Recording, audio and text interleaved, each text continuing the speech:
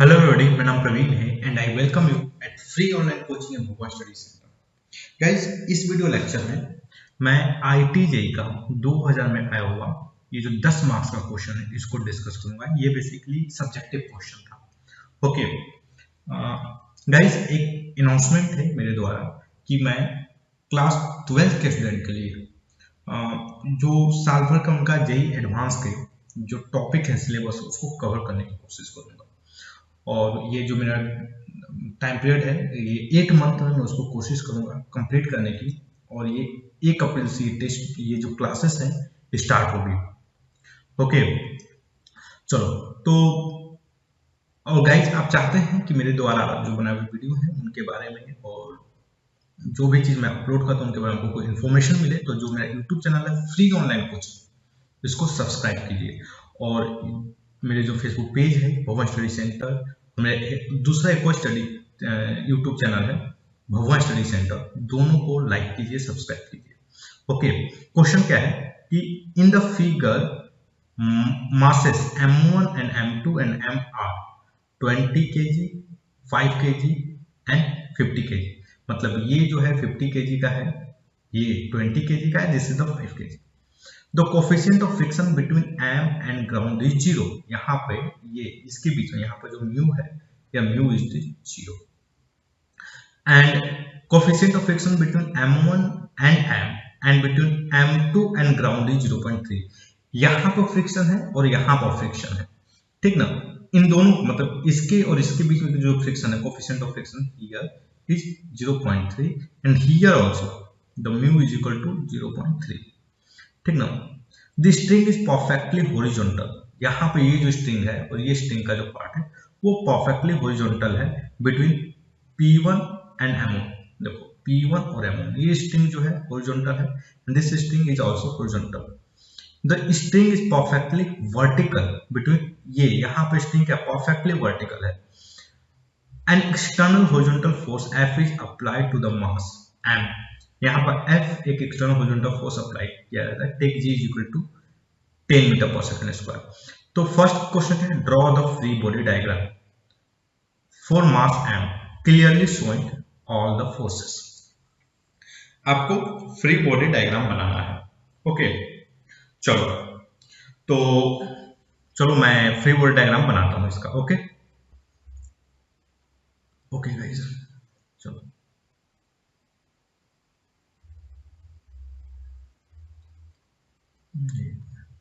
यहां बनाते हैं। ये हमारा बड़ा ब्लॉक हो गया। ओके, तो मैं इसका फ्री बॉडी डायग्राम बनाता हूं। ओके, किसका बनाना है? एम का, ठीक ना। देखो इस पे फोर्स क्या लग रहा है, मतलब यहाँ पे एक पुली होगा, this is a pulley here and there is another pulley यहाँ पे ऐसे, ठीक ना। यहाँ एक काम ऐसे ऐसे एक पुली। चलो इसको डिलीट कर देता हूँ। ओके, चलो तो गाइस यहाँ पर एक किस डायरेक्शन में फोर्स लग रहा है दिया हुआ है क्वेश्चन में, एक F है, ठीक। एक mg लगेगा डाउनवर्ड डायरेक्शन में। Okay, capital mg। ओके, यहाँ पर जो ग्राउंड है, ये जो सरफेस है, ये ग्राउंड इसके बीच में ये जो सरफेस है, ये सरफेस फोर्स लगाएगा वो इस डायरेक्शन में लगाएगा, that will B m। Okay ना, अब देखो अब ये जो मास m है वो यहाँ पे फोर्स लगाएगा।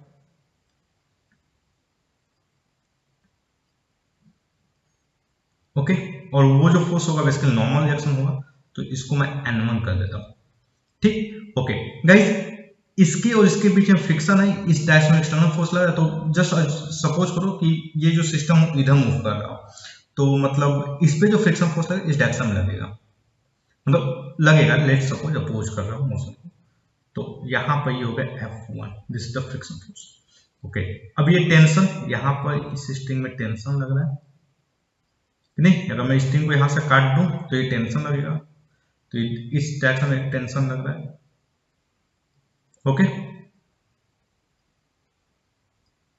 एक टेंशन इधर लग रहा है, एक टेंशन इधर लगेगा और एक टेंशन किधर लगेगा, इस डायरेक्शन में।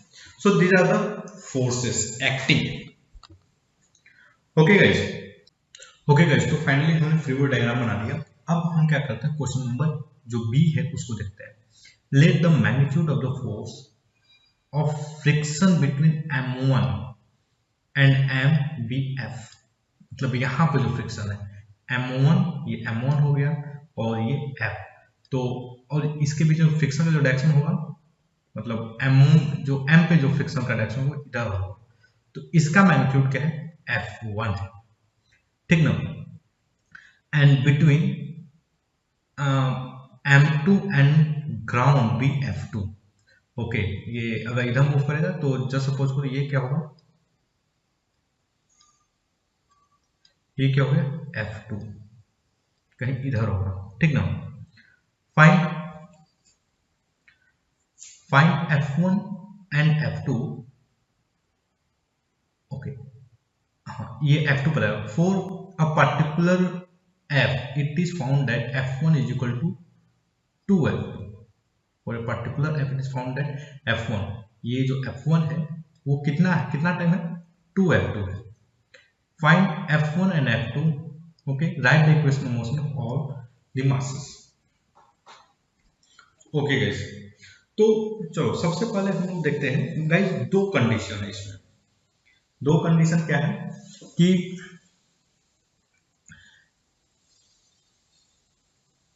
देखो ये जो पूरा सिस्टम है क्या करे, मूव करे। ये जो पूरा सिस्टम है वो मूव करे, तो इसमें क्या हो, मतलब मूव करे तो इसका मतलब क्या हो कि जो रिलेटिव मोशन किसके किसके बीच में हो, m2 एंड ग्राउंड के बीच में, फर्स्ट थिंग। दूसरे किस में हो, m1 एंड m के बीच में रिलेटिव मोशन हो। तीसरी पॉसिबिलिटी क्या है कि m और ग्राउंड के बीच में रिलेटिव मोशन हो, ठीक ना। तो चलो अगर हम देखते हैं कि अगर m1 और ग्राउंड के बीच में रिलेटिव मोशन नहीं है, तो m और ग्राउंड के बीच में रिलेटिव मोशन ना हो, तो m और ग्राउंड के बीच में रिलेटिव मोशन ना हो तो क्या होगा, वो तो m जो है मूव नहीं करेगा। m की वेलोसिटी क्या होगी, zero. Velocity of m will be zero. Okay, velocity of m will be zero.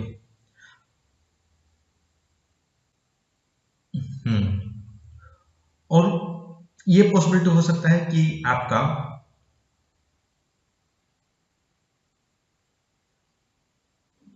अब हम देखते हैं कि क्या ये और ये मूव करेंगे। ओके, क्वेश्चन ये उठता है कि क्या ये और ये मूव करेंगे, ये पॉसिबिलिटी हो सकती है, ठीक ना। तो m1 और m के बीच में देखते हैं, अगर ये जीरो है तो क्या क्या होने वाला है m1 और m के बीच में।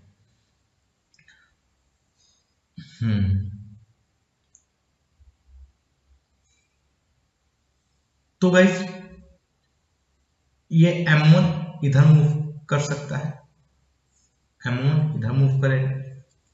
ओके,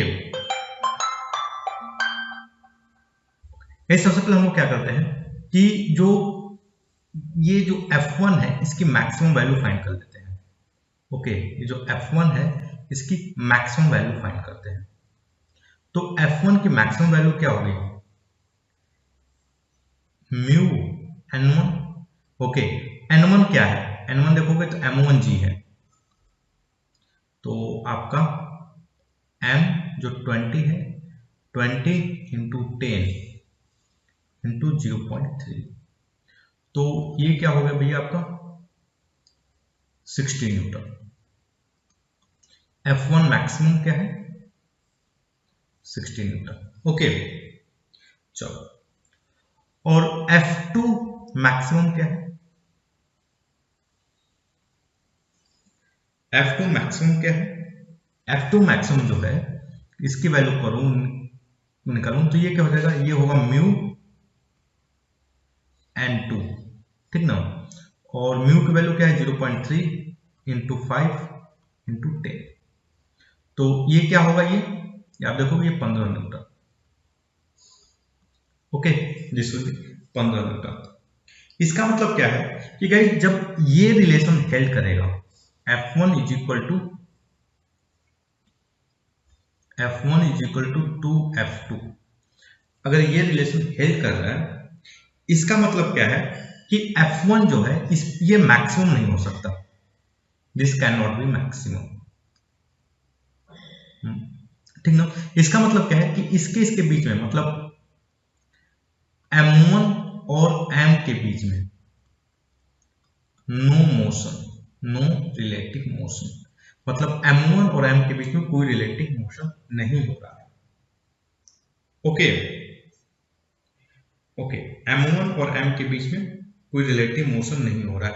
अब देखते हैं कि क्या ये जो ग्राउंड के बीच में ये एक्सेलरेट कर रहा है कि नहीं। तो गाइस दो पॉसिबिलिटी है, अगर ये एक्सेलरेट करेगा, ये क्या कर रहा है, अगर इसका एक्सेलरेशन क्या है, एक्सेलरेशन इज नॉट जीरो, ठीक ना। अगर ये एक्सेलरेशन जीरो है, इसका एक्सेलरेशन क्या है, is not equal to zero, तो इसका मतलब कि इस पर फ्रिक्शन फोर्स लगेगा F2, और इसकी मैक्सिमम वैल्यू क्या होगी, F2 मैक्स, इसकी वैल्यू जो होगी वो होगी 15 न्यूटन।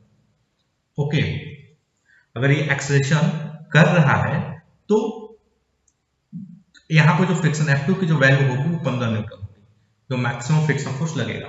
अगर ये एक्सेलरेशन नहीं कर रहा है, ओके, अगर ये M2 का एक्सेलरेशन क्या है, जीरो है, तो M1 का एक्सेलरेशन जीरो होगा, then acceleration of 1 is zero. आप सोच के बताना हुआ है, ठीक। ये देखो, ये हिंट दे रहा हूं, think about the string. String कैसा ही है, string is inextensible. Okay, the string is inextensible. Okay, तो आप इसके बारे में सोचिए। ओके गाइस, अगर acceleration of 2 is not equal to 0, then acceleration of 2 is equal to acceleration, मतलब इसका जो एक्सेलरेशन होगा वही एक्सेलरेशन क्या होगा, 1 का होगा, ठीक। अब कमेंट में लिखो हुआ है, कमेंट में इसका रिप्लाई कीजिए। ओके ओके, और acceleration of 1 is equal to acceleration of block M, इसको भी रिप्लाई कीजिए हुआ है, ठीक। अभी जो डिस्कस किए हैं आप उसके बेसिस पे आप इसका रिप्लाई कीजिए। ओके, और एक चीज और मैं बोल रहा हूं, अगर guys acceleration of 2 is not equal to 0, okay, acceleration of 2 is not equal to 0, then F2 will be 5 into 10 into 0.3, that will be 15 Newton. Okay, so अब और similarly F1 will be 30 Newton. Okay guys, चलो अब मैं एक बार जब force का equation लिखता हूं, ठीक ना, किसके लिए, एक मैं इक्वेशन लिखता हूं इसके लिए, ठीक ना, M2 के लिए। तो देखो M2 पर कितने फोर्स लग रहा है, M2 पर फोर्स देखा जाए तो इस डायरेक्शन में टेंशन लग रहा है, इस डायरेक्शन में फ्रिक्शन लग रहा है, तो what can I write, T minus friction कितना हुआ ये 15 is equal to 5 into A. Okay, चलो यहां के लिए अगर मैं लिखूं इस ब्लॉक के लिए तो 30, क्योंकि इसको फ्रिक्शन, इस ब्लॉक पर फ्रिक्शन का डायरेक्शन किधर, इस डायरेक्शन में होगा। आप रिप्लाई करो five. Okay, minus T is equal to 20a। Okay guys, तो अगर मैं इन दोनों को ऐड कर दूं, अगर इन दोनों को मैं ऐड कर दूं, what I get 50 is equal to 25a। So a will be 15/25, that will be 3/5। तो ये क्या है, approximately 0.6 metre per second square. Okay, acceleration. Okay, acceleration of masses हमें पता चल गया, मतलब a का मतलब a2 0.6, a1 सभी जो सारे मासेस हैं 0.6 मीटर पर सेकेंड से एक्सेलरेट करेंगे। ओके, अब गाइज हमें अगर एक्सेलरेशन मिल गया तो हम टेंशन भी कैलकुलेट कर सकते हैं इस बेसिस पे। टेंशन क्या होगा हमारा, तो T इज इक्वल टू क्या हो जाएगा 15 plus 5 into acceleration that will B 0.6। तो ये हो जाएगा हमारा 18 न्यूटन। जो टेंशन होगा, ये जो टेंशन T होगा इस स्ट्रिंग में क्या होगा 18 न्यूटन। ओके, तो हमने एक्सेलरेशन फाइंड कर लिया, हमने टेंशन फाइंड कर लिया। नाउ हमें क्या फाइंड करना, फोर्स F। चलो, तो फोर्स F के लिए अगर आप इसका डायग्राम देखा होगा, जो ब्लॉक का जो मैं डायग्राम बनाया था, ये M मास का, तो गाइस आप देखोगे तो इस पर एक फोर्स इधर लगेगा F, और इस पर एक फ्रिक्शन फोर्स लगेगा। ये फ्रिक्शन फोर्स कौन लगाएगा, ये लगाएगा 1, और इसकी वैल्यू कितनी होगी 30 न्यूटन। तो मैं क्या लिख सकता हूं, F minus 30 is equal to M 50 है, और एक्सेलरेशन कितना है 0.6।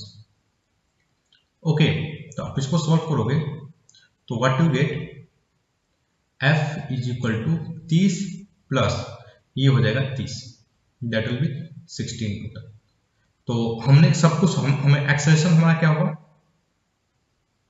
0.6 हमने फाइंड कर लिया, टेंशन 18 न्यूटन हमने फाइंड कर लिया, और नेट फोर्स जो होगा जो F ये क्या होगा 16 न्यूटन। ओके गाइस, तो ये 10 मार्क्स का क्वेश्चन था।